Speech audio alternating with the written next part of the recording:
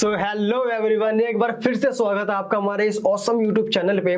मैंने आपको last class में बताया था कि कैसे HTML मीडिया का यूज करके हम अपने ऑडियो और वीडियो और मैप को अपनी वेबसाइट के अंदर एम्बेड कर सकते हैं। आज की क्लास में हम लोग जानेंगे कि कैसे हम एक HTML की मदद से एक फॉर्म को जनरेट कर सकते हैं, वो कौन कौन से टैग्स और एट्रीब्यूट्स होते हैं जिससे हम पूरा एक फॉर्म का लेआउट क्रिएट कर सकते हैं, है ना। तो जैसा कि आपको मेरी स्क्रीन पे दिखाई दे रहा है, यहां से मैं एक नया फोल्डर क्रिएट कर लेता हूं और मैं यहां पे लिख देता हूं HTML फॉर्म। ठीक है, इस फॉर्म के अंदर मैंने किया राइट क्लिक और इसके अंदर मैंने एक index.html नाम की मैंने एक फाइल बनाई और मैंने HTML5 के सारे प्री रिक्विजिट टैग्स को मैंने यहाँ पे कर लिया है इंपोर्ट और टाइटल हम इसका दे देते हैं HTML फॉर्म। इसको मैंने राइट क्लिक करके ओपन विद लाइव सर्वर कर लिया है। अब ये हमारा लाइव सर्वर में ओपन हो चुका है। अब हम क्या करते हैं, अब हमें बनाना है एक HTML का फॉर्म, ठीक है, जिसके अंदर हमारा नेम भी हो, ईमेल हो, फोन नंबर हो और एक छोटा सा सबमिट करने का बटन हो। तो उस चीज को बनाने के लिए हम क्या करते हैं, सबसे पहले HTML के अंदर एक फॉर्म नाम का टैग होता है। तो उस फॉर्म नाम के टैग को मैंने कर लिया है इंपोर्ट और मैं इसको करता हूं, यहां से मैंने कर दिया कट। तो सबसे पहले मैंने एक फॉर्म नाम के टैग को ओपन किया, देन उसको मैंने क्लोज किया। अब इसके अंदर जितना भी हमको फॉर्म के अंदर का डेटा रखना है, जितनी भी इंक्वायरी हमको लेनी है, वो सारी की सारी इंक्वायरी हम इस फॉर्म के अंदर डालेंगे। तो सबसे पहले हम क्या करते हैं, सबसे पहले हम एक बनाएंगे इनपुट। ठीक है, HTML के अंदर एक इनपुट नाम का टैग होता है जिसको आप फिल करके उसका डेटा अपने डेटाबेस में सेंड करा सकते हो। ठीक है, तो अब यहाँ पे हम लिख देते हैं एक इनपुट और इनपुट का हमने टाइप रख दिया टेक्स्ट और मैं इसको कर देता हूं सेव। हम अपने वेबसाइट में देखें तो यहाँ पे एक इनपुट आ गया है, एक एरिया, एक बॉक्स आ गया है जहां पर हम कुछ भी टाइप कर सकते हैं। बट बात यहाँ पे ये आती है, इसमें हमें तो पता ही नहीं चल रहा कि हम इसके अंदर क्या, हमें इसके अंदर लिखना क्या है। तो उस चीज को ठीक करने के लिए यहाँ पर एक प्लेस होल्डर लगाते हैं। इनपुट के अंदर एक प्लेस होल्डर नाम का एट्रीब्यूट होता है और इसके अंदर मैं लिख देता हूं एंटर योर नेम। मैंने एंटर योर नेम लिखा तो यहाँ पे देखिए, यहाँ पर एक ना, अब इससे चल रहा है पता कि इस बॉक्स के अंदर मुझे आखिर में भरना क्या है, एंटर योर नेम। अब इस नाम को सबमिट करने के लिए मैं क्या करता हूं, एक मैं बटन बना लेता हूं और इस बटन का नाम दे देता हूं मैं सबमिट। सबमिट मैंने लिखा।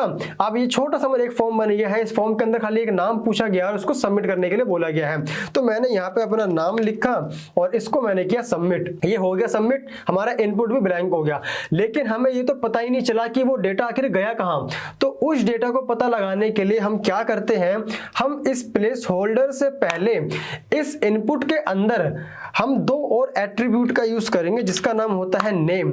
नेम के अंदर मैंने इसका नाम रख दिया नेम और एक और एट्रीब्यूट यूज करेंगे आईडी और आईडी के अंदर हम क्या रख देंगे, नेम। ठीक है, मैंने एक क्या किया, मैंने इस इनपुट को एक ना, इसका स्पेशली इसका एक मैंने नाम डिफाइन कर दिया कि भाई इस वाले इनपुट का नाम ना मैंने नेम नाम से सेव कर लिया है और एक और मैंने इसमें एक यूनिक आईडी लगा दी जो इसको बिल्कुल ही यूनिक कर दे और उसके अंदर भी मैंने इसको एक नेम नाम की मैंने आईडी लगा दी। हमेशा आपको इस बात का ध्यान रखना है कि इनपुट के अंदर आप नेम और आईडी का जो नाम डिफाइन करोगे वो वैसे लिख तो कुछ भी सकते हो, लेकिन लिखना वही जो आपके उस इनपुट की वैल्यू से मैच करता हो। जैसे कि मैं चाहता हूं, इसको मैं रिफ्रेश कर लेता हूं, जैसे कि मैं चाहता हूं कि मैं इस इनपुट के अंदर मुझे ना यूजर का नाम चाहिए, तो उस यूजर का नाम लेने के लिए मुझे पता होना चाहिए कि मैंने इस इनपुट में मैंने नाम मांगा है ना, मैंने किसी भी यूजर का मैंने उसका नेम मांगा है, तो इसीलिए मैंने उसका एक नेम दे दिया। तो अब मैं सेम एज क्या करता हूं, मैं यहाँ पे एक और इनपुट बनाता हूं और इसका टाइप मैं कर देता हूं ईमेल।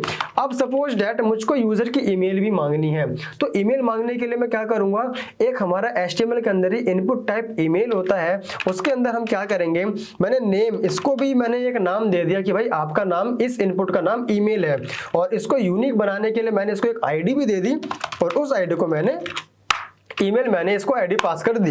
अब इसको मैं करता हूं सेव। अब यहाँ पे आपको एक और इनपुट नजर आ गया है, लेकिन क्या इस ब्लैंक इनपुट को देख करके पता चल रहा है कि हमें इसके अंदर क्या फिल करना है ना, किस टाइप की वैल्यू में इसके अंदर डालनी है।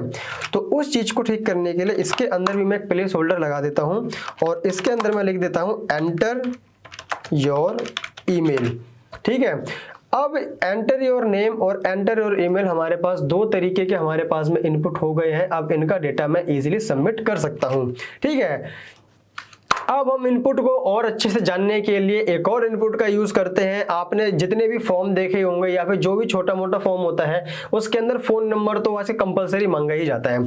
तो उसके लिए हम क्या करते हैं, हम एक और इनपुट बनाते हैं और जब भी आप इनपुट के अंदर नंबर मांगते हो, है ना, डिजिट की बात करते हो, तो उसके लिए आपको हमेशा नंबर टाइप का यूज करना है। अब यहाँ पर क्या करना है, यहाँ पर आपको नेम के अंदर एक मैंने यूनिक नाम दे दिया नंबर, और मैंने वही नाम उसकी आईडी में भी मैंने डाल दिया है। अब यहाँ पे क्या इस ब्लैंक इनपुट से आपको पता चल रहा है कि हम इसके अंदर देना क्या नहीं, तो उसको ठीक करने के लिए हम क्या करेंगे, यहाँ पे हमने प्लेस होल्डर लगाया और यहाँ पे मैंने लिख दिया एंटर योर नंबर। यहाँ पे देखेंगे अब हमारे पास एक छोटा सा फॉर्म हो गया। मैं क्या करता हूँ, इसको टुकड़ों में डिवाइड कर देता हूँ, इसको मैं ब्रेक कर देता हूँ। ब्रेक करने के लिए मैंने किया बियर टैग का यूज। बियर टैग एक सेल्फ क्लोजिंग टैग होता है जो कि आपकी लाइन को वहीं से ब्रेक कर देता है जहां से आप बियर टैग का यूज करते हो। ठीक है, तो ये मेरा इनपुट यहाँ पर आ गया है। मैं काम करता हूँ, यहाँ पे मैं एक और ब्रेक कर देता हूँ ताकि हमें व्हाइट स्पेस भी नजर आए। या मैंने डबल बार बियर लगा दिया। हमारे पास अब एक छोटा सा फॉर्म बन गया है। उस फॉर्म के अंदर हमारे 3 इनपुट हैं, एक नेम का, एक ईमेल का और एक फोन नंबर का। अब मैं चाहता हूं कि ये फोन नंबर का डेटा मेरा सेंड हो जाए, तो मैं क्या करूंगा, नेम के अंदर मैंने यहाँ पे लिखा नाम, देन मैंने यहाँ पर लिखी अपनी मेल आईडी और यहाँ पे मैंने लिखा क्या, अपना फोन नंबर। ये मैंने फोन नंबर डाला, इसको किया मैंने सबमिट। अब आप इसके अगर URL पे देखेंगे तो इस नेम के आगे मेरा नाम आ गया जो भी मैंने इस इनपुट के अंदर भरा था। फिर मेरी ईमेल के अंदर वो ईमेल आ गई जो मैंने इस इनपुट में भरा था, और वही सेम एज मेरा नंबर भी आ गया जो मैंने इस इनपुट में डाला था। तो ये फर्क होता है नेम और आईडी का यूज करने से अपने इनपुट के अंदर।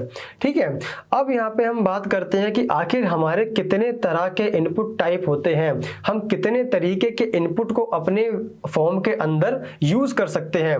तो उस चीज का यूज करने के लिए हम क्या करते हैं, हम सीधा जाते हैं गूगल पे और गूगल पे हम सर्च करते हैं कि HTML इनपुट टाइप्स। जैसे हम लिखेंगे तो यहाँ पे हमें कुछ हिंट आ जाएगा। मैंने यहाँ पर गया, अब यहाँ पर हमारे इनपुट टाइप आ रहे हैं, जितने भी तरह के इनपुट्स होते हैं वो सारे के सारे इनपुट्स हमें यहाँ पे दिखाई दे रहे हैं। तो मैं इसे कर लेता हूँ कॉपी और यहाँ पर आकर के मैं इसे कर देता हूँ पेस्ट। अब हम यहाँ पे देखेंगे तो यहाँ पर ये हमारा एक बटन आ गया, ये हमारा चेक बॉक्स हो गया, इसको हम कलर पिकर भी होता है, यहाँ से कलर पिक कर सकते हैं, डेट मैनेज कर सकते हैं, डेट के साथ में हम टाइम भी शेड्यूल कर सकते हैं, है ना। ये हमारे एक ब्लैंक इनपुट आ गया है, इससे हम अपनी फाइल को चूज कर सकते हैं।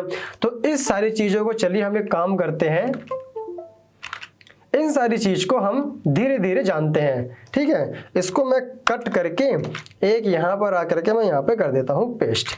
ठीक है, अब यहां पे हम करते हैं एक एक करके इन सारी चीजों को जानते हैं। सपोज डेट अब आपने एक इनपुट बनाया, इनपुट टाइप बटन, ये मैंने बटन भी, इसको भी मैंने हटा दिया। अब सपोज दैट आपको एक एडमिशन फॉर्म बनाना है, जिस एडमिशन फॉर्म के अंदर आप अब उस एडमिशन फॉर्म के अंदर क्या क्या रिक्वायरमेंट होती है। सबसे पहले तो नाम लिया जाता है। मैं काम करता हूं, मैं ये सारा का सारा एक बार कर देता हूं कमेंट, देन मैं एक नया इनपुट बनाता हूं, हमारा पेज हो गया ब्लैंक। अब मैं क्या करता हूं, हमने एक सबसे पहले फॉर्म लिया, ठीक है, इस फॉर्म के अंदर एक्शन। अब एक्शन का ये रोल होता है कि इस फॉर्म का डेटा आप किस पेज पे या फिर किस जगह पे सेंड कराना चाहते हो। तो जब भी आप PHP से अपने वेबसाइट को डेवलप करोगे तब ये फॉर्म एक्शन का यूज बहुत ज्यादा होगा। अगर आप Node.js के थ्रू अपनी वेबसाइट को डेवलप करते हो तो इस एक्शन की कोई भी नीड नहीं है। मैं आया फॉर्म के अंदर मैंने एक इनपुट लिया, ठीक है, इनपुट के अंदर एक मैंने उसका टाइप कर दिया टेक्स्ट, मेरे को चाहिए नेम और आईडी भी मैंने दे दी नेम, और प्लेस होल्डर के अंदर मैंने लिख दिया नेम। ठीक है, एक फॉर्म आ गया नेम के नाम का। यहाँ पे मैंने एक BR टैग लगाया और फिर इसके अंदर मैंने इसको मैंने किया कॉपी, यहाँ पे ये आ गया।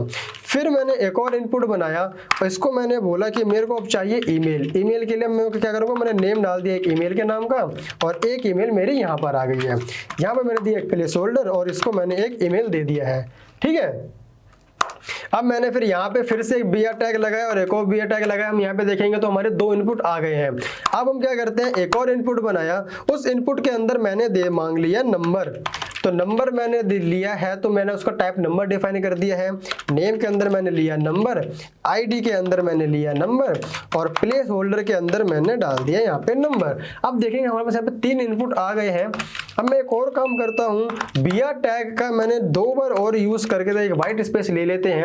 अब बात यहाँ पे ये आती है, अगर कभी आपने एक स्कूल का फॉर्म देखा होगा तो वहां पे आपने देखा होगा कि वहां पे एक ड्रॉप डाउन भी होता है उस फॉर्म के अंदर। तो वो ड्रॉप डाउन कैसे डिफाइन होता है, तो उसके लिए HTML के अंदर यूज किया जाता है सिलेक्ट नाम का टैग और सिलेक्ट के अंदर यूज किया जाता है ऑप्शन को।